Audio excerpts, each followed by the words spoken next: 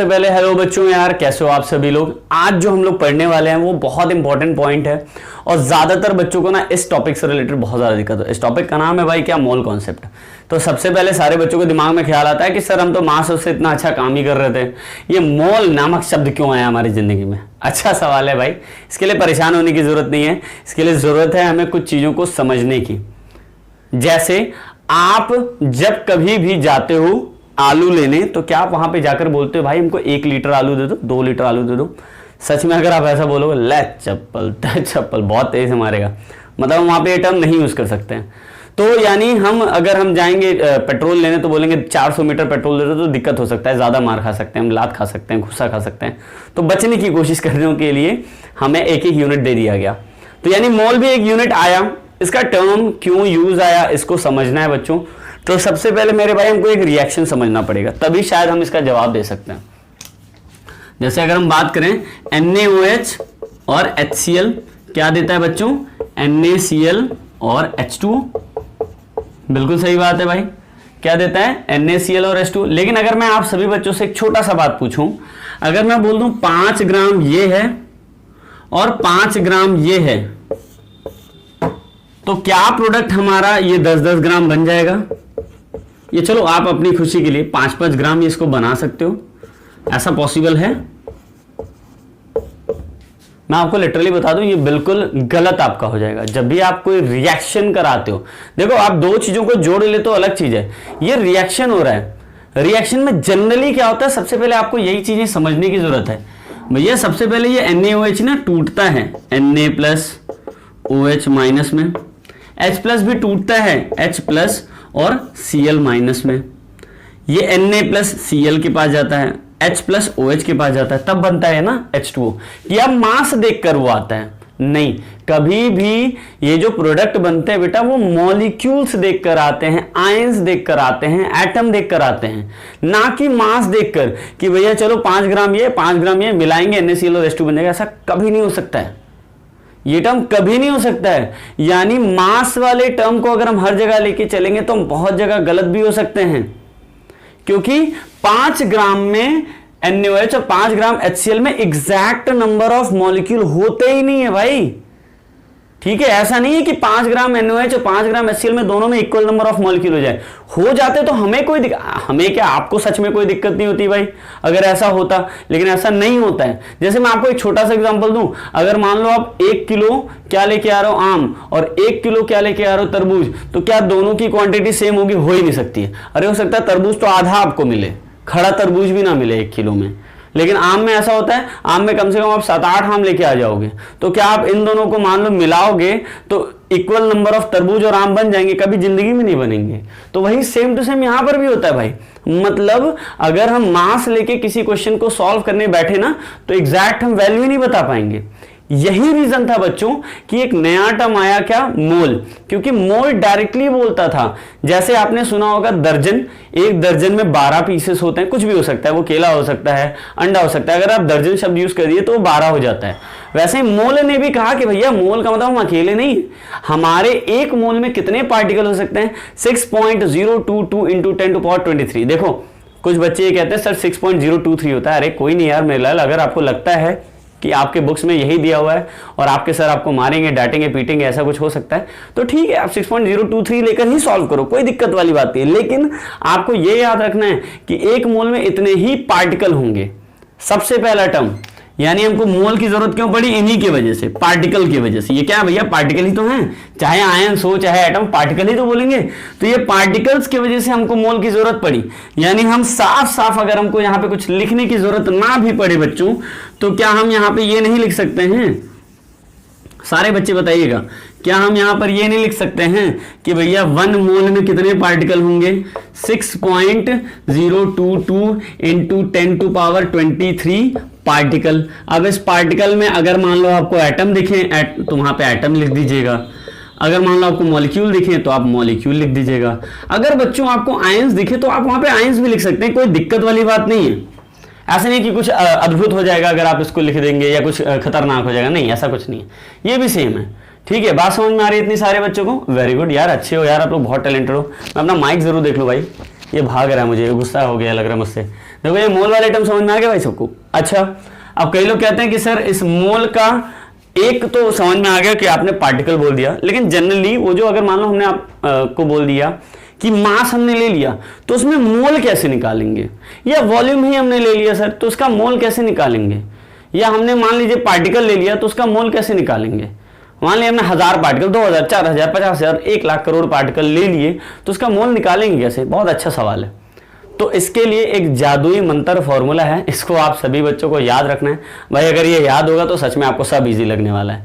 तो मैं छोटा सा काम करने वाला हूं, मैं मोल को रख रहा हूं क्या बीच में, मोल को क्या रख रहा हूं बेटा बीच में, एक इधर एक इधर, 3 तरफ से फॉर्मूला बना लेते हैं। कोई दिक्कत है भाई इसमें? नहीं, चलो बहुत अच्छा यार। पहला मोल, अगर मान लो बेटा क्या गिवन हो, अगर मान लो क्या गिवन हो मास, तो आप एक फॉर्मूला लगाओगे मास गिवन, क्या फॉर्मूला लगाओगे भाई, mass given upon molar mass. क्या लगाओगे, mass given upon molar mass. अच्छा, अगर मान लो आपको वॉल्यूम दिया हो, लेकिन याद रखिएगा ज्यादातर बच्चे ना वॉल्यूम कहीं पे भी लगा देते हैं। ये मेरा पर्सनल ज्ञान है, आपको कुछ क्वेश्चंस भी करवाऊंगा जहां पे आपको समझ में आएगा कि भाई यहां पर हम वॉल्यूम पे सॉल्व ही नहीं कर सकते थे, अगर हम सॉल्व करेंगे तो हमारा आंसर ही गलत हो जाएगा। वॉल्यूम सिर्फ और सिर्फ बच्चों आप लोग गैस के लिए ही लोगे, और किसी और के लिए आपको वॉल्यूम वाले फॉर्मूले को यूज करने की जरूरत नहीं है। गलती से अगर आपने यूज कर लिया, मैं आपको लिख दे रहा हूं, चाहे वो कंपटीशन हो चाहे आपका एग्जाम हो भाई, आपके आंसर हो जाएंगे पूरी तरीके से गलत। तो मैं पहले आपको दूसरा फॉर्मूला लिखता हूं वॉल्यूम के रिस्पेक्ट में। तो वो क्या होता है, वॉल्यूम गिवन, वो क्या होता है भाई, volume given upon molar volume at STP, molar volume at STP. मैं आपको खुद ये बात बता दूं, इन 99.99% केसेस में बच्चों, 99.99% केसेस में इसकी वैल्यू लेते हैं हम लोग 22.4 लीटर। अब कहाँ नहीं लेते हैं, इसके लिए तो आपको थोड़ा सा पेशेंस रखना पड़ेगा, क्योंकि वो सवाल जब तक आएगा नहीं तब तक आपको समझ में नहीं आएगा। चलो यार परेशान नहीं होना है। देखो अब कुछ बच्चों के ना ऐसे रिजल्ट्स आ गए तो पता है वो बच्चे ना बहुत ज़्यादा डिप्रेस हो गए। मैं उनको एक ही चीज़ कहूँगा, भाई देखो यार ये रिजल्ट ना सच्चाई बताऊँ तो आपके पुराने 11th और 10th के रिकॉर्ड से बने, तो इसके लिए आपको क्यों टेंशन लेना। आपका असली टेस्ट तो बोर्ड होने वाला था, तो आप परेशान क्यों हो रहे हो। जिन बच्चों के साथ भी ऐसा अगर कुछ खतरनाक हुआ है, मैं उनको खुद बोलूँगा भाई आप अगले पढ़ाई के लिए फोकस करो। मेंस के लिए तैयारी करो तो मेंस के लिए करो, नीट के लिए तैयारी करो तो नीट के लिए करो, और अगर आप कुछ और अलग प्लान करो तो उस पर फोकस करो। यार स्कूल का क्या था क्या नहीं था इस चीज़ को लेकर अगर आप इतना परेशान हो जाओगे तो सोचो आपका रिजल्ट फिर कैसे बनेगा। अच्छा ठीक है, अब तो आगे आपकी नेक्स्ट वाली जो लाइफ है उस पर आपको फोकस करना है। आप पुराने रिजल्ट को देख के परेशान हो गए तो नुकसान तो आप ही का है ना। चलो इतने सारे लाइन्स के बाद सिर्फ आते हैं हम लोग कंसंट्रेट करते हैं अपने पॉइंट्स को लेकर।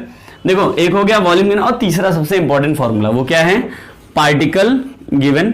अब यहाँ पार्टिकल में भैया मैं आपको बताता हूँ, अगर मान लो एटम का मोल निकालना हुआ तो एटम रख दीजिएगा, मॉलिक्यूल का निकालना हुआ तो मॉलिक्यूल रख दीजिएगा, लेकिन अपॉन नीचे क्या रखना है, एवोगैड्रो नंबर। मैं आप सभी बच्चों को पहले एक बेसिक बात बता दूं, एवोगैड्रो नंबर की जो वैल्यू होती है बच्चों वो होती है 6.022 इंटू 10⁻23। अगर आप इतनी बात समझ गए हो बच्चों तभी फायदा है कुछ भी न्यूमेरिकल करवाने से पहले आपको ये फॉर्मूला जरूर याद रखना है। जो बच्चे भैया इस फॉर्मूले को समझ गए हैं मैं उनको बोलूंगा कि भाई पहले फॉर्मूले लिख लो तभी आगे कोई बात होगी। जल्दी से ये फॉर्मूला लिख लो सारे बच्चे। देखिए बच्चों हमने सबसे अच्छा काम क्या किया, हमने पुराने वाले को कर दिया इरेज। अब हम ला रहे हैं कुछ अच्छे अच्छे क्वेश्चंस जहां पे आप सारे बच्चे समझ पाओगे कि सच में मोल के क्वेश्चंस को कैसे सॉल्व करते हैं। मैं उससे पहले आपको बता दूं भाई मैंने लिखा क्या है यहाँ पे, वही जो 3 फॉर्मूले मैंने आपको लिखे थे ना ऊपर साइड में लिख दिए कि आपको बार बार देखने की जरूरत ना पड़े, पीछे पेज पलटने की जरूरत ना पड़े या वीडियो को पीछे लाने की जरूरत ना पड़े, इसलिए मैंने लिख दिया मोल के 3 फॉर्मूले कौन कौन से भाई। पहला पार्टिकल गिवन अपॉन 6.022 इंटू 10⁻23, दूसरा mass given upon molar mass, और तीसरा volume given upon molar volume at STP. उसकी वैल्यू कितनी होगी 22.4 लीटर इन 99% केस। ऐसा नहीं हर जगह, इन 99.99% केस क्या होगा यही वैल्यू होगा। अब हम आपसे ये कह रहे हैं बेटा कि हम एक क्वेश्चंस कर रहे हैं, हम छोटे छोटे क्वेश्चंस कर रहे हैं कि हमको ये पता चल जाए कि भैया वैल्यू इसकी कितनी होगी। ठीक है, सबसे पहला क्वेश्चन है कैलकुलेट क्या द नंबर ऑफ मोल, क्या बेटा calculate the number of mole in किस में बेटा 32 ग्राम ऑफ ऑक्सीजन। देखो जब मैंने लिख दिया O2 या चलो ऑक्सीजन मॉलिक्यूल लिख दूं, O2 ना लिख के मैं क्या लिख दूं भाई ऑक्सीजन मॉलिक्यूल। अगर मैं आपसे बोलूं ऑक्सीजन मॉलिक्यूल, तो जरा मुझे ये बताओ ऑक्सीजन मॉलिक्यूल फॉर्म में किस फॉर्मेट में एग्जिस्ट होता है? क्या O फॉर्म में एग्जिस्ट होता है या O2? किस फॉर्मेट में एग्जिस्ट होता है भाई? O2 है। अच्छा सॉरी, ये तो O था। O2 किस फॉर्मेट में एग्जिस्ट होता है? O2। तो यानी हम डायरेक्टली ऑक्सीजन मॉलिक्यूल को O2 समझ सकते हैं, कारण क्योंकि हमको अब न्यूमेरिकल सॉल्व करना है। अच्छा ये बताइए, आपसे क्या बोला है? मोल निकालने के लिए आपको गिवन क्या है? मास।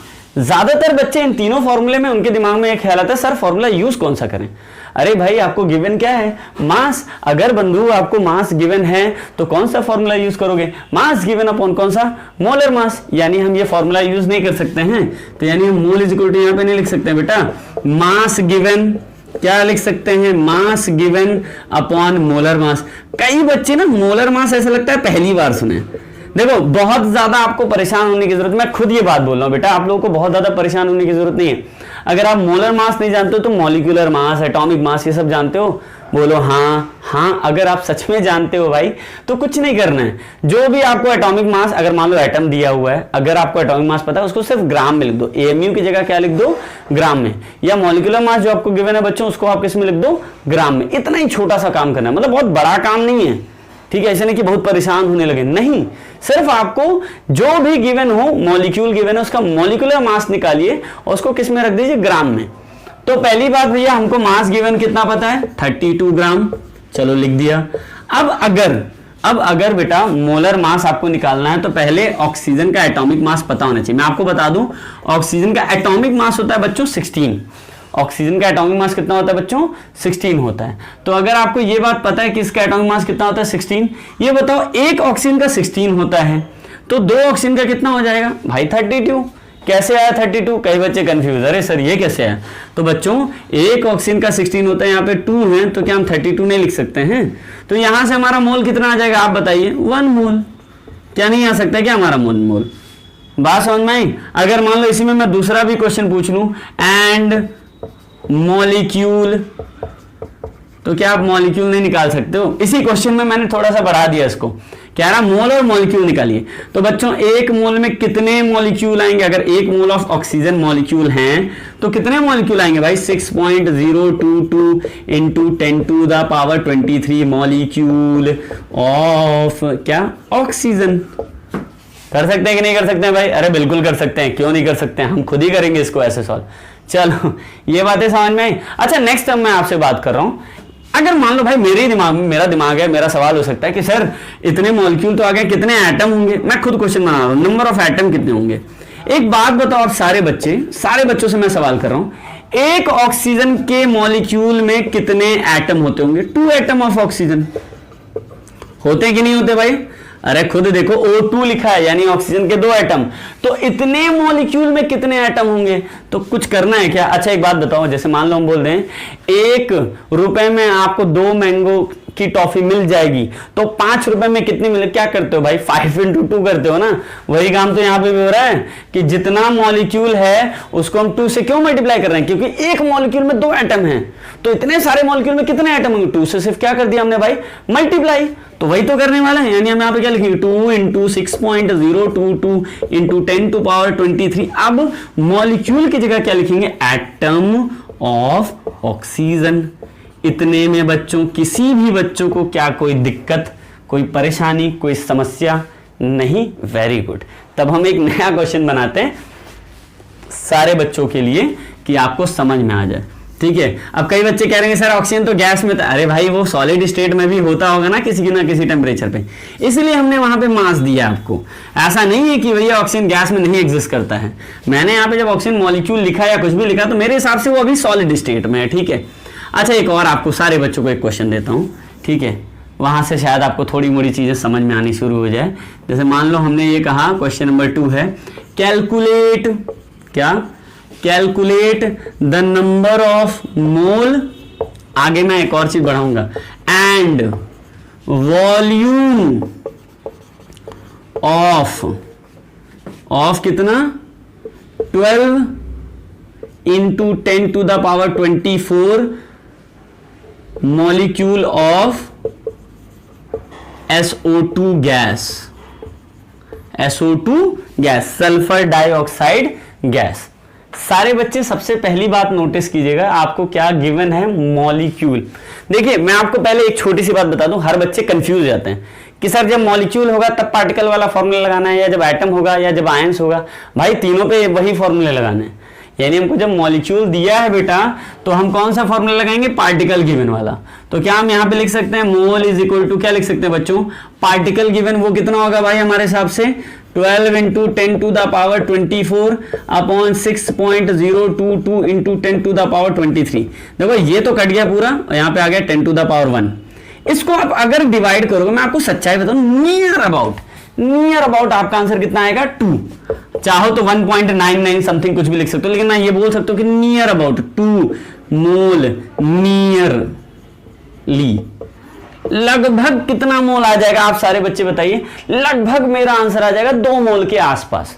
आ सकता है या नहीं आ सकता है? अच्छा अब मैं आपसे पूछ रहा हूं कि मुझे वॉल्यूम भी बताइए। तो क्योंकि ये गैस है, मैंने साफ साफ यहां लिख दिया ये गैस है, तो क्या मोल के लिए ये फॉर्मूला लग सकता है, वॉल्यूम गिवन अपॉन 22.4 लीटर लगा सकते हैं? बिल्कुल लगा सकते हैं भाई, क्यों नहीं लगा सकते हैं? जब आप बोल दिया ये गैस है तो क्यों नहीं लगाएंगे, हम लगाएंगे। अच्छा मोल मेरा नियरली कितना है, मैं खुद बोल रहा हूं नियरली कितना है भाई 2। तो क्या मैं 2 is equal to volume given, ठीक है, अपॉन 22.4 लीटर लिख सकता हूं? बिल्कुल लिख सकता हूं। तो V गिवन हमारा कितना आ गया, आप खुद सोच के बताइए। 22.4 इंटू 2 यानी 44.8 लीटर मेरा आ गया। क्या आपको ये इजी लगा? हाँ, नहीं इजी लगा? चलो अब कई बच्चे सोच रहे होंगे सर ये वाला फॉर्मूला आया कैसे। एक बात बताओ भाई, सवाल में देखो यही चीज समझना है। अगर आपसे कोई सवाल पूछ रहा है पहले ढूंढो उसमें क्या क्या चीजें गिवन है। बच्चों यहाँ पे क्या गिवन है, यहाँ पे पहले गिवन था मॉलिक्यूल, यानी अगर हमको मोल निकालना है तो मोल इज इक्वल टू ये मॉलिक्यूल वाला फॉर्मूला लगाएंगे। अच्छा दूसरे ही टर्म में हमसे पूछ रहा है वॉल्यूम, आपको क्या गिवन है, जो गिवन है उसका फॉर्मूला तो लगा सकते हो ना, यही फॉर्मूला लगा दिया तो उससे हमको मिला मोल। अब आप उससे वॉल्यूम निकाल सकते हो कि नहीं निकाल सकते हो, तो वॉल्यूम वाला फॉर्मूला तो लगाओ पहले बेटा। अगर आप वॉल्यूम वाला फॉर्मूला ही नहीं लगाओगे, आप लाख कोशिश कर लो, इवन मैं भी खुद लाख कोशिश कर लूं, आपका आंसर आने ही नहीं वाला है। ठीक है, तो इसलिए हमने इसको रखा। इतने क्वेश्चंस में किसी बच्चों को अगर कोई दिक्कत है सो प्लीज पूछ लो, ठीक है, कमेंट सेक्शन में बोल दो कि सर ये वाला दिक्कत हो रहा था, तो मैं उसका जरूर कोई ना कोई सॉल्यूशन करके आपको जरूर फॉरवर्ड करूंगा। ठीक है, अब हम लोग आते हैं बच्चों नेक्स्ट पॉइंट पे। ठीक है, नेक्स्ट पॉइंट हमारा एक और अच्छा सा क्वेश्चन है जहां पे आप वॉल्यूम वाला फॉर्मूला शायद लगाएंगे या शायद नहीं लगाएंगे। थोड़ा सा सस्पेंस भी है, सस्पेंस होना बहुत ज़्यादा ज़रूरी है। अगर सस्पेंस नहीं होगा तो मज़ा कैसे आएगा। बहुत अच्छी बात कही मैंने, हो। चलो अब बच्चों हम लोग बात करें किसका, क्वेश्चन नंबर 3 का। एक क्वेश्चन है, बहुत अच्छा क्वेश्चन है ये, शायद मेरी नज़र में तो बहुत इंपॉर्टेंट क्वेश्चन भी है। Calculate the number of mole in 1 litre of water. ठीक है, 1 लीटर ऑफ वाटर में हमको मोल निकालना है। अच्छा आप ये बताओ, यहां पे यही फॉर्मूला यूज करोगे ना, देखो लीटर मतलब वॉल्यूम दिया है तो क्या फॉर्मूला लगाओगे, वॉल्यूम गिवन अपॉन 22.4 लीटर, वहां से आप मोल निकाल दोगे। गलत जवाब। अब पूछो क्यों। मैंने आपको बच्चों फॉर्मूले में ही ये बात बताई है, अभी भी आपको एक ही बात बता रहा हूं कि वॉल्यूम वाले में आपको सिर्फ गैसेस से रिलेटेड फॉर्मूले को ही यूज करना है। हर जगह आपको ये वॉल्यूम वाला फॉर्मूला नहीं चिपकाना है। अगर आप चिपकाओगे बेटा तो आपका आंसर गलत भी हो सकता है। इस चीज पे आप सारे बच्चों को याद रखना है, इस चीजों पे आपको फोकस करना है कि जब तक गैसेस स्टेट में नहीं होगा बच्चों वॉल्यूम वाला फॉर्मूला लगा ही नहीं सकते हैं। अब कई बच्चे सोच रहे हैं सर दिया तो यहां पे लेकिन वॉल्यूम है। अच्छा आपको ये बात पता है या नहीं पता, बट फिर भी मैं आपको याद दिला देता हूं। क्लास 6th 7th के टाइम से ही हमको एक चीज की डेंसिटी हमेशा से बताई जा रही है, बाकी किसी का कभी नहीं बताया गया, लेकिन बच्चों एक चीज की डेंसिटी हमेशा बताई जाती है, वो है डेंसिटी ऑफ वाटर। किसकी बताई जाती है बच्चों, डेंसिटी ऑफ वाटर। वो कितना होता है 1 ग्राम पर सेंटीमीटर क्यूब, या इसी को 1 ग्राम पर ml भी लिख सकते हैं। डेंसिटी आपको पता है बेटा, वॉल्यूम पता है, तो क्या आप इसका मास निकाल सकते हो। बिल्कुल, डेंसिटी इज इक्वल टू होता है मास बाय वॉल्यूम, तो भैया मास इज इक्वल टू क्या होगा, वॉल्यूम इनटू डेंसिटी। एक बात बताइए बच्चों, वॉल्यूम जो हमको गिवन है वो किसमें, लीटर में, डेंसिटी हमको किसमें गिवन है, ml में। ग्राम पर ml। तो क्या इन दोनों से आप सॉल्व कर लोगे? नहीं, पहले इस लीटर को किस में कन्वर्ट करो? ml में। तो क्या करना पड़ेगा? 1 into 1000 ml into 1 ग्राम पर ml। यहां से मेरा जो मास आएगा वो आएगा 1000 ग्राम। कितना आएगा? 1000 ग्राम। अगर आपने ये चीज समझ ली तो समझ लो आपने सब समझ लिया। आपको हर तरह के क्वेश्चन समझ में आएंगे, वो भी बहुत अच्छे से। तो यानी बच्चों हम यहां पे क्या लिख सकते हैं भैया? हमको मास गिवन पता चल गया कितना है? 1000 ग्राम। एक बात बताइए बेटा, क्या आप इसका मोलर मास वाटर का निकाल सकते हो? Molar mass of water H2O कितना आ सकता है? अरे भाई हाइड्रोजन का एटॉमिक मास मैं बता देता हूं 1 होता है, ऑक्सीजन का एटॉमिक मास 16 होता है। तो एक हाइड्रोजन का 1 होता है, तो 2 हाइड्रोजन का 2 प्लस 16 यानी कितना आ गया? 18। अब आपको मास भी पता है, मोलर मास भी पता है, तो क्या अब आप मोल नहीं निकाल सकते हैं? बिल्कुल निकाल सकते हैं। 1000 gram upon 18 gram is equal to कितना भैया? 55.55 मोल।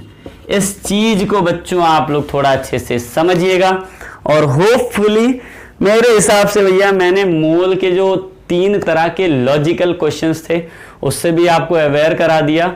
आप थोड़ा और अच्छे से तैयार भी कर सकते हो, लेकिन एक क्वेश्चन और जरूर बताऊंगा जिसमें वॉल्यूम हो सच में। ठीक है, अच्छा वॉल्यूम हो तो एक काम करते हैं ना, हम क्वेश्चन थोड़ा सा चेंज करते हैं। क्वेश्चन क्या करते हैं बच्चों? थोड़ा सा चेंज करते हैं और उसमें 2-3 सवाल पूछ लेते हैं। जैसे सवाल पूछता हूं, बहुत अच्छा सवाल है। ठीक है, मैं आपसे पूछता हूं कैलकुलेट, ये क्वेश्चन नंबर 4 है, calculate the number of mole comma particle means molecule comma atom फिर कॉमा मास ऑफ। ठीक है, थोड़ा सवाल बड़ा होना चाहिए ना, अच्छा लगता है। 44.8 litre of oxygen gas molecule. ठीक है, क्वेश्चन खुद से बना रहा हूं ना, तो ऐसे ही बनाना पड़ता है। इंग्लिश में थोड़ा मोड़ा झोल-झाल होता है। ठीक है, आपको कोई दिक्कत नहीं होनी चाहिए। सबसे पहला सवाल हमसे क्या पूछ रहा है? नंबर ऑफ मोल। देखो कुछ भी पूछे पहले आप ये ढूंढो क्या गिवन है। क्या गिवन है? 44.8 litre of oxygen gas molecule. ओ भाई साहब, गैस मॉलिक्यूल आ गया यानी वो फॉर्मूला लगा सकते कि नहीं? कंफर्म लगा सकते हैं, इसमें क्या सोचने वाली बात है भाई? लगेगा ये फॉर्मूला, मैंने आपको सिखाया था, इसीलिए मैंने आपको बताया था भाई कि वहां पे अगर गैस होगा तो ये पुट कर सकते हैं। मतलब अगर कोई भी गैस है तो वो गैस वाला जो वॉल्यूम वाला फॉर्मूला है वो हम लगा सकते हैं। तो क्या हम नहीं लगाएंगे? बिल्कुल लगाएंगे भाई। क्या लगाएंगे आप बताइए, सारे बच्चे मुझे बताइए। Mole is equal to volume given upon क्या? Molar volume at STP. ऐसा लग रहा मंत्र पढ़ रहा हूं ना मैं। ठीक है, तो मोलर वॉल्यूम एट एसटीपी है, ये मंत्र नहीं पढ़ रहा, समझा रहा हूं भाई। देखो वॉल्यूम गिवन आपको कितना है ये बताओ? 44.48 लीटर। ठीक है, ये आपको कितना गिवन है? 22.4 लीटर। मैंने आपको बोला था 99.9% केस में यही होता है। जैसे डेटॉल मारे 99.9% जम, वैसे क्वेश्चंस में भी यही रखते हैं वॉल्यूम। तो ये आपको पता चला। इससे मोल कितना है भाई? 2। मैं आपसे सिर्फ एक सवाल कर रहा हूं, 1 मोल में कितने ऑक्सीजन के मॉलिक्यूल? 6.022 into 10⁻23 O2 molecule. तो 2 में कितने होंगे भाई? 2 इंटू 6.022 इंटू 10⁻23 O2 मॉलिक्यूल। अगर मैं एटम पूछ लूं आपसे तो एटम के लिए आप क्या लिखोगे? बस कुछ नहीं करना है, सेम टू सेम लाइन, बस यहां पे 4 इंटू 6.022 इंटू 10⁻23 एटम लिख दूंगा ऑफ ऑक्सीजन। कई बच्चे सोच रहे होंगे सर 4 क्यों कर दिए? आपको तो 2 इंटू 2 करना चाहिए। अरे मेरे लाल, अगर मैं 2 इंटू 2 करूं या 4 लिख दूं कोई फर्क पड़ रहा है? नहीं, वही चीज है भाई। क्यों परेशान होते हो आप लोग? मुद्दा समझ में आया? अब आपसे लास्ट सवाल, मास भी निकालना है। तो देखो बेटा, मोल इज इक्वल टू, फॉर्मूले में पहले आपको याद रखना है mass given upon molar mass, ये तो रखना ही है ना। तो भाई एक बात बताओ, मोल कितना हमको पता चल गया है? 2। मास गिवन नहीं पता है। क्या मोलर मास आप ऑक्सीजन मॉलिक्यूल का बता सकते हो? एक ऑक्सीजन का 16 होता है, तो O2 का कितना होगा? 32 यानी 32। तो बेटा मेरा मास गिवन कितना आएगा? कोई बच्चा बताओ, क्रॉस मल्टीप्लाई हो गया, मास गिवन मेरा आ गया 64 ग्राम। तो इसी के साथ आप हो गए हो वेल ट्रेंड मोल वाले फॉर्मूले को लगाने में। फिर भी अगर आप नहीं ट्रेंड हो बच्चों, मैं और भी क्वेश्चन धीरे धीरे लाता रहूंगा, लेकिन अभी के लिए प्लीज बच्चों वीडियोस देखो, शेयर करो अपने फ्रेंड्स को और थोड़ा सा मेहनत करो, न्यूमेरिकल लगाओ। कहीं अगर आप फंसते हो तो वो क्वेश्चंस मुझे कमेंट बॉक्स में दे भी सकते हो, सो दैट मैं वो क्वेश्चंस नेक्स्ट वाले किसी ना किसी पार्ट में आपको जरूर बता दूं। ठीक है बच्चों, चलो ये चीज नोट भी कर लो यार, आपके काम आएगा। Bye bye, thank you.